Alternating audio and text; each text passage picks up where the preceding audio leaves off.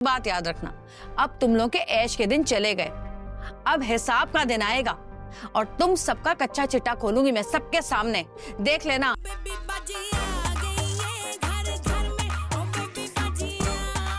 अस्मा, मैं ऑफिस के लिए तैयार हो रही हूँ, तो तुम भी तैयार हो जाओ, चलते हैं। इतना सब कुछ हो जाने के बाद आपको लगता है मैं बुटीक जाऊंगी आपके साथ? अस्मा, मैं कल भी तुमसे बात करना चाह रही थी, लेकिन तुम वहाँ से। मुझे आपसे कोई बात नहीं करनी और ना ही कोई ताल्लुक रखना है। अस्मा, मेरी बात सुनो। देखो, जो बिजनेस में इन्वेस्ट करता है उसी के पास इख्तियारात होते हैं। ये तो बिजनेस का असूल है ना। मैं तो समझती थी कि तुम प्रोफेशनल हो। प्रोफेशनल होती तो महज रिश्तेदारी के तहत अपना सारा बिजनेस किसी और को सौंप देती क्या? बिला वजह वही बात किए जा रही हो तुम। तुम्हें मेरी नीयत पर शक है क्या?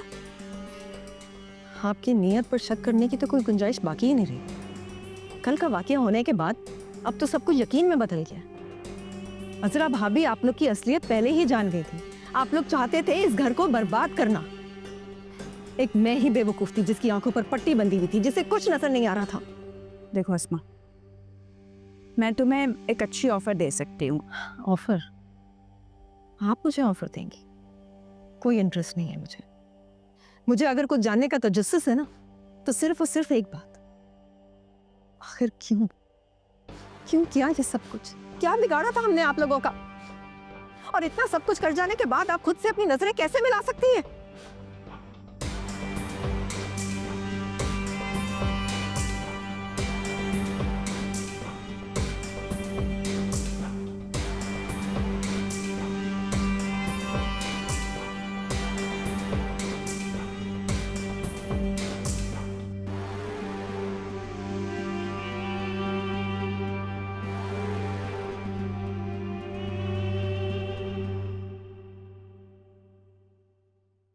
अब क्या नया जहर घोला है तुमने? हाँ, क्या कहा है अस्मा से?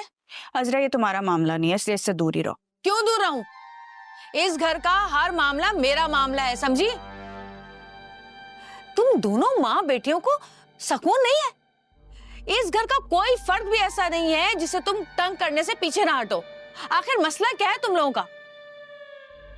तरस खाकर तुम लोगों को इस घर में रखा, छत दी, सहारा दिया, लेकिन तुम दोनों तो मेरी सोच से भी ज्यादा जहरीली निकली। घटिया औरतें। बेटी है कि बुटीक हड़पने के चक्कर में है, और माँ है कि घर पे कुंडली मारे बैठी है। आखिर चाहती क्या हो तुम लोग हैं? अच्छा, जमाल तो तुम्हारी एक नहीं सुनता, तुम्हारे पीठ पीछे तुम्हारी बुराइयां करता है, तुम्हारे घर वाले तुम्हें इज्जत नहीं देते हैं। तेवर तो तुम्हारे ऐसे हैं जैसे जमाल ने घर अम्मा की जगह तुम्हारे नाम कर दिया। नजर आ रहा है मुझे तुम्हारी कितनी इज्जत है।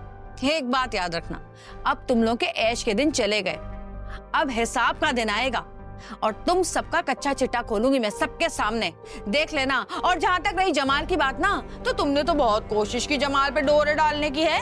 जमाल तुम्हारे हाथ नहीं आया। अगर इतना कच्चा होता ना तो आज तुम्हारा होता वो। और एक और बात बता दूं, मैं ऐसे छोड़ने वाली नहीं हूं मैं तुम लोगों को। हर चीज का हिसाब देना होगा तुम लोगों को। तुम्हारी अगली पिछली पूरी जिंदगी के जो तुमने कारनामे अंजाम दिए हैं ना, सबके सामने लेकर आऊंगी। वो दिन बहुत करीब है, देख लेना। बचने वाली नहीं हो तुम दोनों।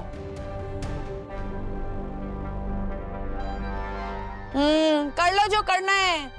ना जमाल तुम्हारे हाथ आएगा, ना ही बुटीक, और ना ही ये घर, और ना ही ये घर वाले।